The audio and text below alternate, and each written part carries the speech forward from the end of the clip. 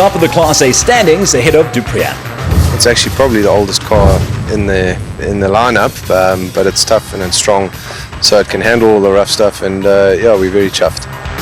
The big boys of Class T1+. This year, the categories included the former T1.2, making the entry list bigger and better than ever before. You can ensure it's going to be as exciting as ever. And speaking of the entry list, the names on it read like a veritable who's who of the world of SARRC. There's a former Dakar winner, various former national champions, and other movers and shakers all over the show.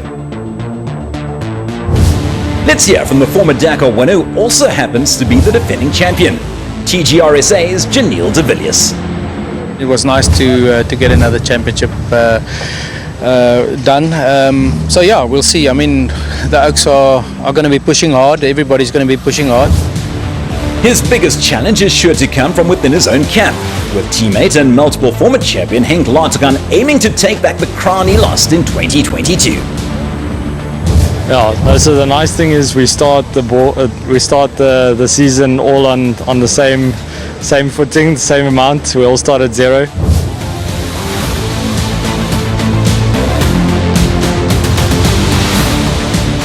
NWM Ford Castrol driver Lance Woolridge was upbeat about the upcoming season, especially with the new co-driver beside him in the Ranger. It's a new year for me. I've got Kenny Gilbert in the nav seat with me. He's new to cars, he's not new to rally raid. He's got a lot of international experience. The name Berthold is synonymous with rally raid racing in South Africa, with Gary proudly flying the Renogen flag at present. Now with Henry Cohen navigating, Berthold had made the leap from Class T1 to T1+, and was looking forward to getting into the new machine. But Berthold wasn't the only one to move to Class T1+. He'd be joined by the experienced duo of Horst Prinsloo and Andre Vermeulen, who would also be making their class debut. And then there was Chris Visser, himself a former champion. The burly cattle farmer has campaigned both a Ford Ranger and Toyota Hilux in the past, but he'd be making his Class T1+ debut in nothing other than a Redline Revo. Finally, the numbers in Class T1+ was bolstered by the lads from the former Class T1.2, which catered for two-wheel drive buggies that conformed to the FIA spec, who now rejoined the fight in Class T1+. Four of these monsters would be on the starting grid in Malalan. So there you have it, some of the biggest names in the sport taking on round one of the 2023 season in a variety of Class T1+ machines, both new and less new. Here's how the action unfolded. We start with the Pirelli qualifying race, where the top 8 crews were separated by less than 5 minutes in the end. Clearly this is a competitive class, where the pace is extremely hot. Chris Visser and Blicky Sventer went 8th fastest, while Horst Prinsloo and Andre Vermeulen posted the 7th quickest time, just 3 minutes and 40 seconds behind the winners. 6th place went to Woolridge and Gilbert, while TGRSA's Guy Bottrell and Simon Vasey-Lau were 5th on the qualifier. They had Brian Baragwanath and Leonard Kramer in the Century Racing CR6 just 23 seconds ahead of them in 4th. But then we get to the sticky bit, where the top 3 positions slug things out. Third step of the quali podium belonged to NWM Castrol Ford's Gareth Woolridge and navigator Boyd Dreyer, while veterans Janelle de Villiers and Dennis Murphy brought their TGRSA Hilux home just 1 minute and 17 seconds behind the leaders. And the men of the moment, none other than the men on the hunt for their crown from 2021, TGRSA's Henk Lategan and Brett Cummings. The pair were home in 56 minutes and 47 seconds, clearly showing their intent for the weekend. Everybody was saying it's quite tight and twisty, narrow and difficult, and it's more than I expected even. Let's take another look at those numbers. At the end of the Pirelli qualified was Lategan and Cummings in the lead, 1 minute and 17 seconds ahead of de Villiers and Murphy. Woolridge and Dreyer were the first of the Fords. Race day dawned, and with it a shake-up as far as the results of the Class T1+ qualifying was concerned. It turned out that Lance Woolridge and Kenny Gilbert were much faster than what the initial stopwatch said. The top 10 crews therefore had to do a redraw to determine the respective starting positions. It's 2 loops of around 170 k's each here in this beautiful town, and in the end, the first winner of the first race of the new season will be crowned. Under normal circumstances, Lartigan's decision would have been a risky one, but things weren't quite normal at the Nkomazi 400. Things were tough and challenging, but these are the country's best drivers and the country's best racing machines. A fantastic recipe for top-class rally raid action. Unfortunately for Century's Brian Baragwanath and Leonard Kramer, they didn't have much part of it, as engine trouble forced them to the sidelines early on. And after having high hopes of fighting for a top spot finish, Lance Woolridge's hopes quite literally went up in flames when a loose pipe caused an engine fire under the hood of the NWM Ford Castrol Ranger.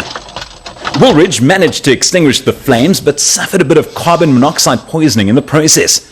We'll catch up with his condition in a moment. So the last of the Class T1 Plus finishers was rookie Namibian driver Loic Batfield and Navi Rodney Burke in the Century CR6. They were beaten to the line by another Class T1 Plus debutant in the form of Vos Prinsloo and Andre Vermeulen in their new Ford Ranger. Prinsloo was fast, but lost valuable time due to an alternator belt that came off and encountering some traffic along the way. The pure fact that Gary Berthold and new for him co-driver Henry Kern is now also campaigning in Class T1 Plus is proof of just how popular the pinnacle of SA Rally Raid racing has become. The veteran driver fought his way through a few teething problems to record an 8th place finish, around 4 minutes behind 7th place finishers Diewold van Breda and Stompie Maynard in one of the monster CR6 machines. Speaking of these monsters, Lance Strathui and co-driver Adrian Ritz raced their way into 6th overall in the King Price Extreme version of Century's popular CR6 race car, making their intentions quite clear for the rest of the season. The Nkomazi 400 was a race of firsts for many reasons. One of them was the debut of racing stalwart Chris Visser in the Premier Class T1 Plus.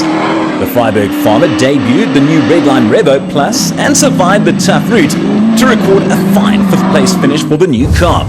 We were now nearing the business end of the race, with 3 Toyota Gazoo Racing Hiluxes and a lone NWM Ford Castrol Ranger, all still fighting for the top spot.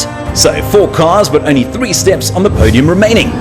When the flag was waved, it was a valiant effort from Guy Bartrell and Simon Vasey-Lyle, but 4th was as high as they'd get, missing out on the podium by just over 2 minutes. It was a day of mixed fortunes for the men who eventually ended up in 3rd. Janelle de Villiers celebrated his 51st birthday on the day, struggled to see after losing a windscreen very early on in Move 1, and fought back to claim 3rd overall. All in a day's work for the Dakar veteran. So this left us with the battle for the win between NWM Ford Castrol's Gareth Woolridge and Boyd Dreyer and TGRSA's Henk Lartigan and Red Cummings. In the end, Woolridge drove an excellent race to reach the finish without incident, but Lartigan was simply in a class of his own. It may have been a good decision to start the race from the front, but even so, the former champion was both fast and ruthless while he raced to his first victory of the 2023 season. 6.5 minutes and some change was the margin between Lartigan in 1st and Woolridge in 2nd, with de Villiers coming home in 3rd. Bartrell narrowly missed out on the podium ahead of Visser and Strathui. One gets the feeling that with the sort of pace Lartigan displayed here in Malalan, Rally Raid fans will probably have to get used to the sight of him on the podium, while Woolridge will want to go one better come the next race. Let's hear from them. The guys that have been here before maybe dreaded it. I don't know, it sounded like some of the guys that have been here knew what was coming. We had no idea, and we did not expect that. I think it's the toughest national race I've ever done. Yeah, I must say, I said to Dad earlier, we were the rose amongst the thorns there. Toyota in front of us and 2 behind us. But yeah, we had a good day. It was clean, no problems at all. While the crews and teams regroup for the next race, the entire South African Rally Raid fraternity would like to take the time to honor the life of one of its true legends, Johan Horn. Although small in stature, was a larger-than-life character and an unselfish supporter of both the sport of Rally Raid racing and the greater Malalan and Mpumalanga area. The 2023 Nkomazi 400 will forever be remembered for the highs that the action-packed event produced, combined with the tragic news of Johan's passing at the same time. Strongs to the entire Horn family, including Tani Leone, as well as Johan Jr. and Vanna, who will most likely return to the sport at the next event. Rest in peace, Johan. The sport will miss you. All the action